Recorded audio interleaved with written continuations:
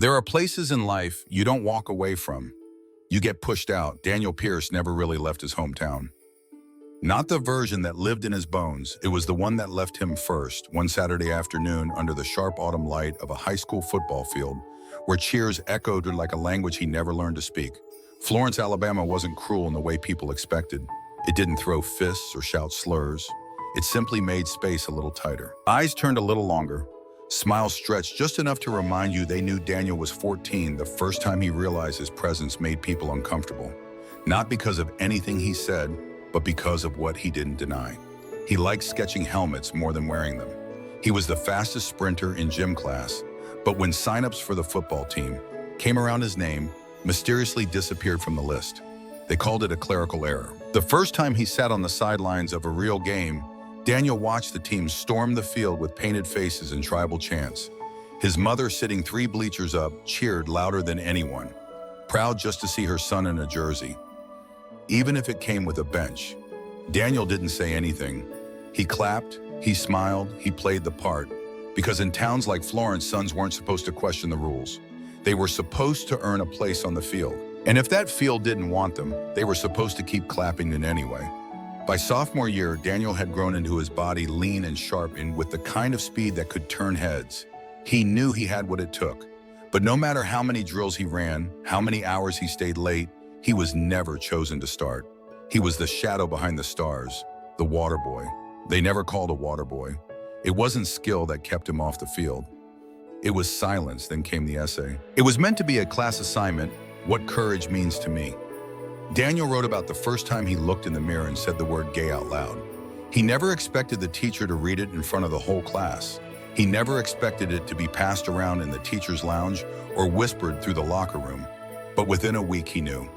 His name wasn't just off the starting list anymore. It was off the team. There were no accusations, no formal removals, just whispers, long stares, and a laminated excuse from the coach. We're going in a different direction. Even Josh, his closest friend since grade school, the team's quarterback, the boy who used to walk him home when kids got cruel, stopped meeting his eyes. When Daniel passed him in the hallway, Josh pretended to look at his phone.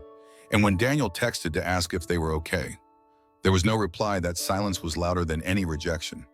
It wasn't just the team that let him go. It was the town. By the end of that semester, Daniel withdrew from school. Officially, it was called a personal leave. Unofficially, it was exile. On his last day in Florence, he stood at the edge of the field, the same one where he dreamed of running touchdowns, where he used to draw playbooks in the margins of his notebooks. The bleachers were empty, but the ghosts were there, the echoes of games he never got to play, of applause that was never for him. He didn't cry. He didn't make a scene. He just walked away, leaving behind the only version of himself the town had ever been willing to see. And Florence never asked where he went, but he didn't disappear. Some people build revenge with anger. Daniel built his with blueprints, and one day he would return, not as the boy they pushed out, but as the man who would give others a place to stand where he had once been benched. If you've ever felt erased in a place that once called you family, this story is for you. Stick with us, because sometimes the real game begins after you leave the field. Follow Heart Stories for more true, powerful stories that speak to every part of who you are. Florence faded behind him, but the way it made him feel never quite left. In the city, Daniel learned that anonymity could be its own kind of safety. No one cared who his father was. No one cared what team he didn't make. He wasn't the boy who wrote that essay anymore. He was just another kid with a worn-out suitcase and too many calluses for someone at his age. He slept on couches and took shifts at a late-night diner near the Greyhound station. The noise of the city was constant, and for a while that was a relief. He preferred sirens to silence. Between shifts, he studied the buildings around him, not just how they looked, but how they held people. Daniel became fascinated by the idea that spaces could speak without words, that a sidewalk, a bench, a doorway could say, "You belong here or you don't." He started sketching again. At first, it was just habit lines on napkins, seat backs, old receipts, but those lines turned into shapes, and those shapes started looking like blueprints. Spaces that could carry more than bodies. They could carry memory, dignity, visibility. A few years later, Daniel enrolled in a community college architecture program using scholarship money he applied for under a different address. He didn't tell anyone where he came from. When classmates asked, he said small town. That was enough. No one pressed. He worked harder than anyone else in his cohort. Not because he had something to prove he was done trying to impress people, but because the only thing that made him feel whole again was the idea that one day he might build something that couldn't be erased. After college, Daniel joined a firm that specialized in rebuilding old civic structures, places left to rot when budgets got cut, or when the communities they served no longer fit the image. He wasn't there for prestige. He was there for the cracks, the rusted bleachers, the unpaved lots behind school buildings, the forgotten corners of towns, just like Florence. Years passed, projects came and went, but Daniel kept a folder in his desk drawer with a photo of a football field, a satellite image actually downloaded from Google Earth. It was his old high school stadium, the grass still patchy, the scoreboard still broken, the same steel bleachers now dulled with rust. Every few months he'd check the town's website. Nothing changed. Until one winter afternoon an RFP appeared. Proposal for restoration, Florence High Athletic Complex. It was surreal reading it. The scope was massive, new bleachers, full turf, replacement, ADA compliant walkways, a redesigned field house. The deadline was tight. Daniel closed the laptop and walked away. But 3 days later, he opened it again. He submitted a bid through his company, not under an alias, not with a revenge fantasy, just the truth.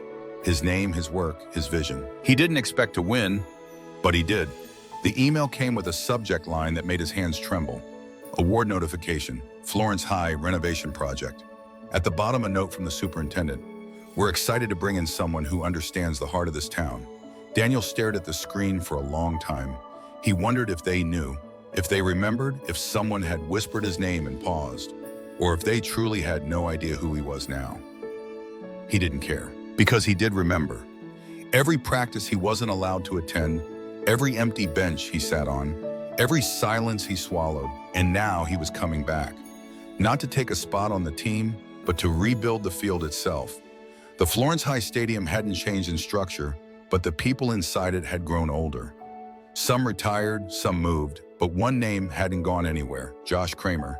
The quarterback who once walked beside Daniel, then turned away when it mattered most. Daniel found Josh's name buried deep in the documents sent over by the school board, PE teacher, athletic coordinator, alumni relations. Still in the same town, still on the payroll, still benefiting from a version of the story that left Daniel out. There was no anger in Daniel's chest when he saw the name, just a chill, not from bitterness, from clarity. This was never about confrontation. It was about returning to the very soil that once rejected him and laying a new foundation, this time one that couldn't be quietly erased. He packed his tools, he rolled out the plans, he booked a flight. The boy they shut out was coming home, but he wasn't a boy anymore in the field. It was about to learn what happens when you try to bury someone who grows roots. The first thing Daniel noticed when he stepped back into Florence wasn't the buildings or the roads or even the field. It was the way people looked at him, like they almost recognized something they couldn't place. A faint memory, a name just out of reach. He didn't offer reminders. The stadium sat behind the school like a forgotten promise. The bleachers were rusted through, one of the goalposts leaned at a slant, and the turf had faded into uneven patches of yellow and brown. It didn't look like a battlefield. It looked like a graveyard. But Daniel didn't flinch. He arrived on site early every morning. Boots and the do plans rolled under his arm.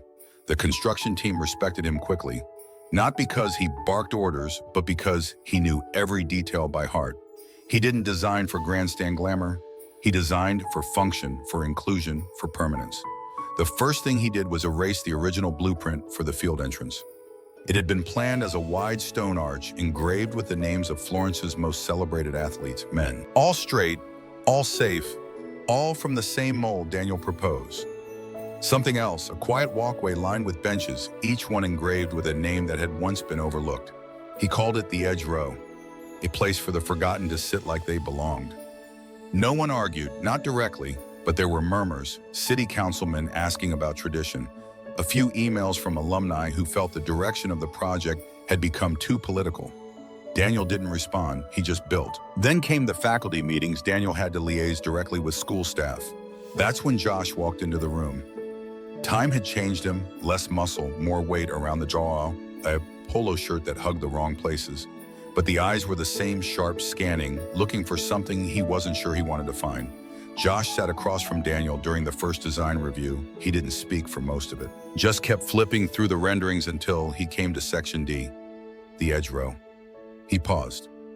"What is this?" he asked, voice flat. Daniel didn't look up from the notes in front of him.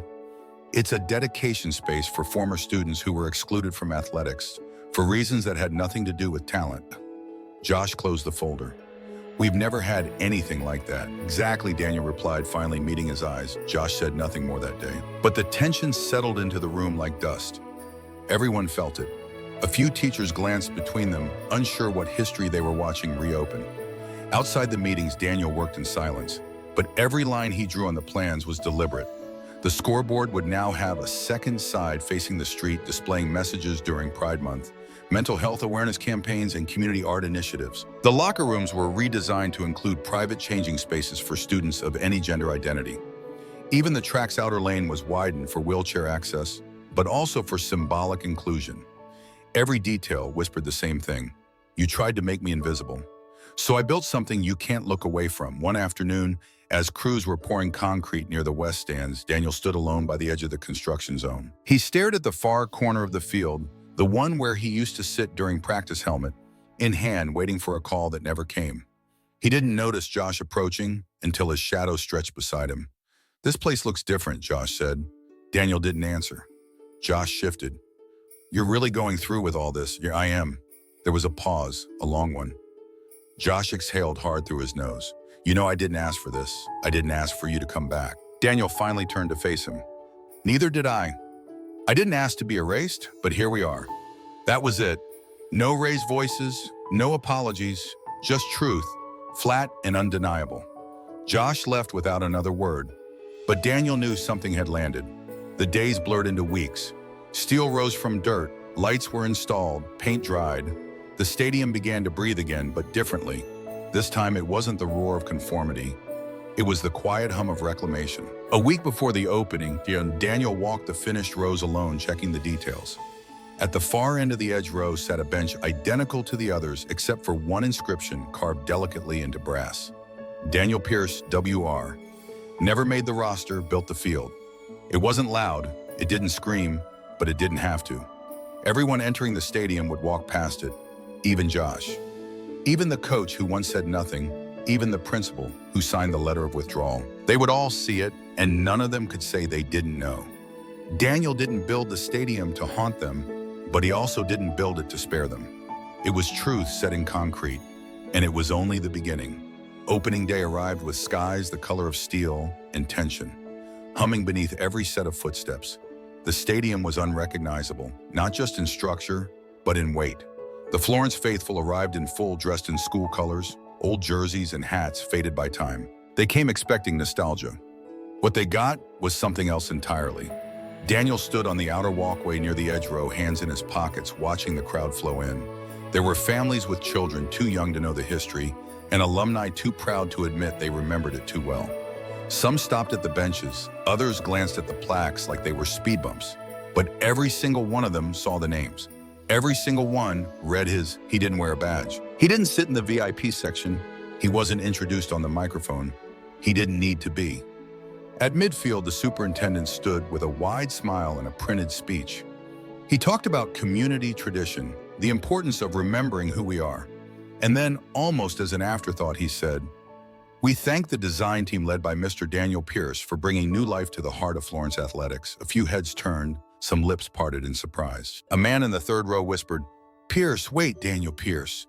To no one in particular. On the track, Josh froze. The crowd clapped politely. Daniel nodded once, didn't wave. Then the band began to play. The cheer squad ran onto the field. Fireworks cracked against the sky in broad daylight. It was loud, bright, overwhelming. But none of it reached Daniel. He stood still, watching it all, with the quiet gaze of someone who had seen the town with its lights off. Who had stood in that very place before, invisible, unwanted. And now they couldn't look away. After the pregame show, people began walking the stadium, exploring the changes. That's when they found it. Near the west end zone, along a cement wall, freshly painted in team colors, was a new installation. Simple, almost too simple. A photo frame inside an old team roster from the year Daniel was a sophomore. Beneath it, 4 names were crossed out in faded red ink. The 5th name, Daniel's, had been scratched clean off like it had never existed. But behind the glass, another document was pinned. A handwritten copy of his essay titled, "What Courage Means to Me." And below that, a small brass plaque. They said he left. What they didn't say was why. The crowd gathered, first in twos, then in clusters.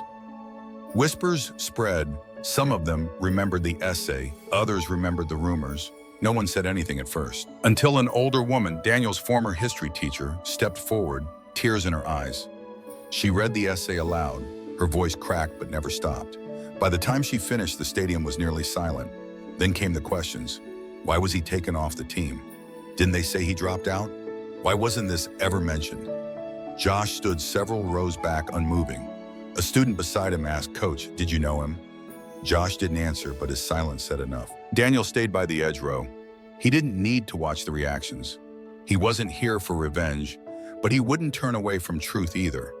If this town was going to remember him, it would be all of him, not the version they tried to rewrite, not the silence they wrapped around his name, but the actual boy who had once sat on this bench with his helmet in his lap, wondering if he was ever going to matter. The scoreboard flickered on, not with a game clock, but with a message Daniel had programmed days earlier. For those who never made the roster, you belonged here too. It stayed up for just 10 seconds, enough for a photograph, enough to be real. After that, the game began. Players ran whistles, blue fans cheered. The stadium performed its ritual like it always had. But underneath it all, something had shifted. The field didn't just hold a team anymore. It held memory reckoning, names carved into benches that would outlast the season. Daniel didn't stay for the final quarter. He left through the staff gate unnoticed by most, but not by all. As he passed by the equipment room, he saw Josh standing in the doorway alone. Their eyes met just once, no nod, no apology, just gravity. And then Daniel walked on into the dusk, into the life he had built, not on turf, but in the places where silence had once lived. It rained the morning after the game. Not the kind of storm that wrecks things, but the quiet, steady kind that cleanses everything. It touches. Florence looked softer under it, less proud, less sure of its own history. Daniel stood at the edge of the stadium one last time, watching the water roll down the new seats, trace along the benches, settle into the letters carved into brass. The storm didn't erase anything. It revealed what had been waiting beneath the dust. There was no press release about the installation that appeared overnight. No official acknowledgement from the school board. But the essay, his essay, was now part of the stadium wall, protected under glass, surrounded by flowers someone had left unannounced. A group of students had started taking pictures there after the game. One of them, a girl with a rainbow patch on her denim jacket, posted a photo that said, "He built this for the rest of us." The post went viral in a way that no Florence game ever had. The stadium had become more than a field. It was now a marker in time, a place where the town's silence broke without anyone needing to scream. Daniel didn't walk back into the spotlight. He had no interest in speaking tours or editorials. He returned to the city and to the next project waiting on his desk, but something inside him had changed. For years, he had built things for others, for the communities that didn't see him, for the kids who would never know his name. But this stadium was different. It wasn't about visibility, it was about ownership, reclaiming the soil that once spat him out. And he left something behind.